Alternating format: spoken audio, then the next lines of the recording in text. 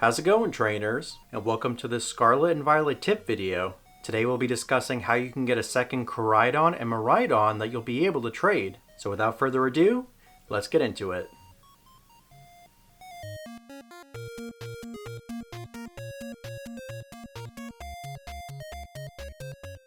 Welcome back, everyone. So if you've been working on your Gen 9 Pokédex, then you know you'll need both Koraidon and Miraidon in order to complete it.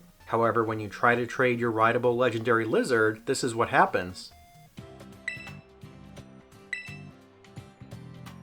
Bruh.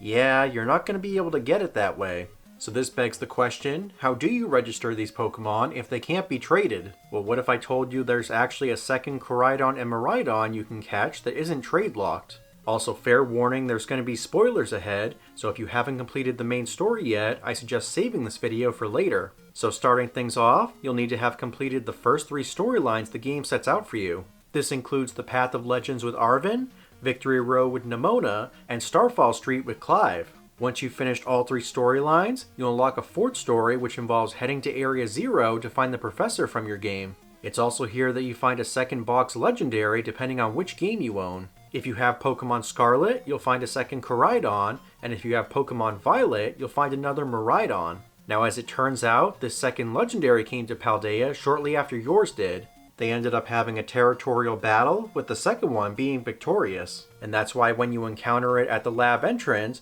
your legendary sort of shies away from it. Of course, you won't be able to battle it just yet, so you'll continue with your main objective and push on to the lab. After an insane plot twist and a battle involving Paradox Pokemon, you're tasked with fighting Koraidon and Miraidon using your own rideable legendary. Also, I'm pretty sure this is a staged battle, so as long as you use Terra Blast as the final attack, you're guaranteed to win.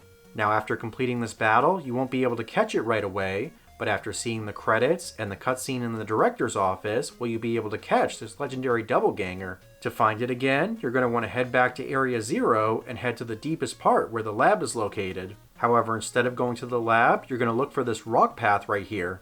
From there, you're going to follow it until you find this rock slope. Head on up the slope, and Koraidon and Miraidon should be waiting at the top for you. Now comes the fun part. Since these Pokemon are at level 72, you're going to need some high-level Pokemon, tons of Pokeballs, and a substantial amount of patience. So if you have all that, then it shouldn't take you too long to catch these Pokemon. And like we said, these are going to be tradable versions of Koraidon and Miraidon, so if you know someone who has the opposite version as you can swap these Pokemon to get them both marked in your Pokedex. And there you have it. How to get a second Koraidon or Miraidon in Pokemon Scarlet and Violet. Hopefully this tip helps if you're still working to complete your Pokedex. Also, if you're looking for other version-exclusive Pokemon, we made a video regarding trade codes for the Scarlet and Violet exclusives. So if you want to check that out, we'll have a link to that in the description. And if you want to see more tip videos like this one, then consider giving this video a thumbs up and subscribing to the channel. Now, if you're a fan of Pokemon Go, we've got an upcoming video I think you're really going to like. We've got some tips and tricks coming that we think will boost your gameplay in 2023.